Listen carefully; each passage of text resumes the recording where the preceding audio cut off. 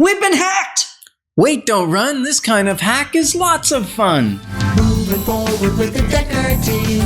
Moving forward together with the Dekker team. We are thrilled that we've been able to come alongside you for 35 years, not only helping you sell, buy, and invest in real estate over 3,117 times, come alongside you to help you build your faith, build your fun, build your fitness, build your finances, and strengthen, heal, and flourish inside relationship. We're going to discover even more safety and health hacks for your home. Nice. So that you can say with confidence, home sweet home is true for me. Mm-hmm. Yeah. And one of the things that people don't necessarily maybe want to spend the money on, but it's a great idea if you don't understand electricity. Maybe there's been some home renovations. You bought your house and there was some handyman special stuff. It's a great idea to have an electrician come in and do an electrical safety authority inspection. Physical, on-site, get the paperwork, spend the money, upgrade as need be. Yeah. Right? Like this is one where you're going to spend some money, and we just know way too many people that have either lost their houses due to fire, or we have some really close relationships where they actually perished, right, from a fire. Like this is something that's hidden inside your wall. So we're going to keep harping on it because it's that thing. Mm-hmm. And then the other one that is also really important is fire. Electricity, fire are probably the two biggest in terms of killing somebody. Mm-hmm. Where it's not just softly that it's going to take us out. It's a permanent issue. Yeah. So getting your fireplaces wet certified is a nuisance. It costs money. Getting them cleaned is a nuisance. Getting them serviced is a nuisance. And yet it's just an inconvenience. It's just a little bit of money for a whole lot of protection. Yeah. So get somebody to come in and certify them, not because the insurance company makes you do it, but because it's the right thing to do to keep your family and you safe. Yeah.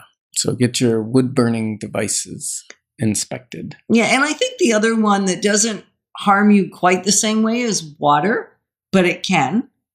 So test your well water. Make sure that if you're drinking city water, you treat it so that the chlorine and the other things that the city puts in it, which are toxic, like chlorine, doesn't harm you. Yeah, you can very simply filter your water with either a carbon filter or you can use a reverse osmosis for your drinking water. Some people even put carbon filters on their showers because they don't want to bathe in the chlorine because your skin is one of the biggest receptors for those things. Well, absolutely. So those are your three that we talk about a lot. Mm-hmm. And then the other one that we touched on a little bit was the electromagnetic fields. Mm-hmm. More and more evidence is coming out that they are very harmful to us. And they were more prolific than they've ever been at any time in history. Yeah. So a couple hacks you can do is keep your phones out of your bedroom is one. We've been harping on that. Mm-hmm. We're harping this episode. Yeah. You can have a timer so that your Wi-Fi modem, the thing that's sending Wi-Fi signals through your house, it shuts off in the night when you shouldn't be using it anyways, and comes back on in the morning. So you can set a timer. That's a good idea. Then you're sleeping without all that EMF running through the waves and the walls, all the magnetic and activity. Yeah, all of that stuff. We just ordered, we'll let you know how it goes. We've ordered some grounding sheets that you plug into your ground outlet. It will help ground any free radical electrons in your body. So we're going to sleep on those, see if our sleep gets better. We'll let you know. We even got a pad that goes underneath the desk that plugs into the ground on the outlet so that when you're working on your computer or whatever, you can ground your feet. And, this is one of those times we're going to invite you to get the list. We're going to invite you to email together at deckerteam.com, and we can give you the list of all the things you want to think about in relation to safety And we also want to invite you to tell us what you know that you have seen or experienced or lived through that you go, we need to make sure everybody's aware of that. Mhm. Everyone needs to know that. So Yeah. let us know so we can get the word out there. Yeah, and recently, well, it was actually Father's Day.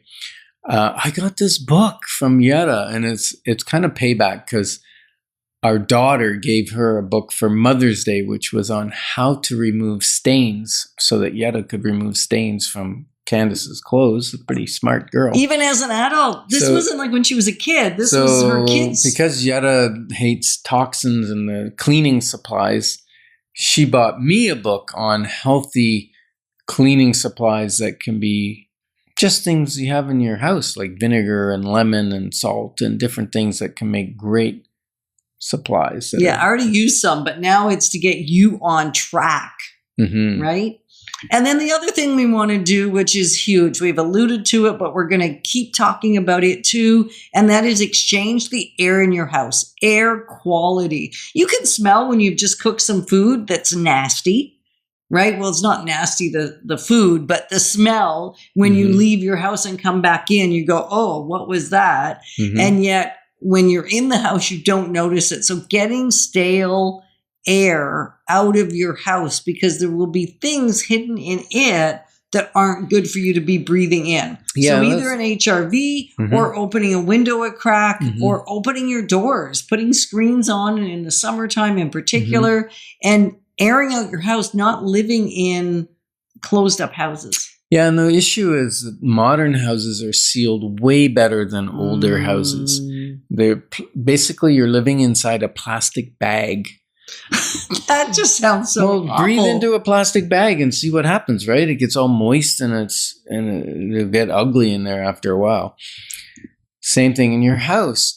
And that's why HRVs were invented, to exchange the air. They completely change the air 2-3 times a day. And making sure the bathroom fans are not plugged and dirty and dusty. That's another item for your list. Yeah. Or maybe they vent into the attic instead of venting to the outside. That can create another issue. But get them out. Like the air, the stale air, out. Yeah, look at caulking around doors and windows. Make sure you're not getting rotted wood in there, which will create mold and moisture. Boxes around your basement. People love to store stuff in their basement and then they pack it against the wall. Well, the outside is cooler, the temperature of that wall, because it's against the soil. And then what happens is your moist air inside the house connects with it and will grow mold because moisture will develop there. So make sure you got airspace and air circulation. And the struggle with it is you can't necessarily smell it because it's trapped. Yeah. Sometimes you can smell it. Until you pull the boxes back and it's full of mold behind. But even though you're not smelling it, it's still affecting you, right? So the other thing is just use your eyes to see what is going on in your house. Be open-minded about looking for the issues. Yeah, we're going to challenge you. We're putting out the challenge. The challenge. That this weekend, you spend 30 minutes, grab your partner, grab your kids, whatever, and spend 30 minutes, walk around your property, outside, inside, and look for safety hazards that can be readily repaired. And we're thrilled that you joined us on Life's Inside Track, because when we move forward together, we've got this. Moving forward with the Dekker team. Moving forward.